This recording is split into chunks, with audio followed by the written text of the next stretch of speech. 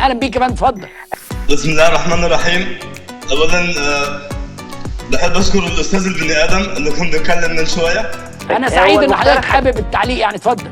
لا وانا من هذا المبنى احب اوجه كلام للسيد المسؤول ان لازم قدامكم يكون حل من الاثنين تحلوه. الناس اللي ما كان اللي يمكن ما حولتش يعني معايا فلوسها ولا بتاع، اهي جايبه دولار معاها.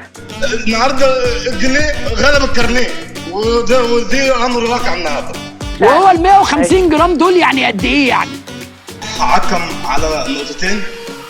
اول واحده لازم نكون ذات نظره مبعديه شويه، يعني نكون صحباتها. 3 سبايك حلوين.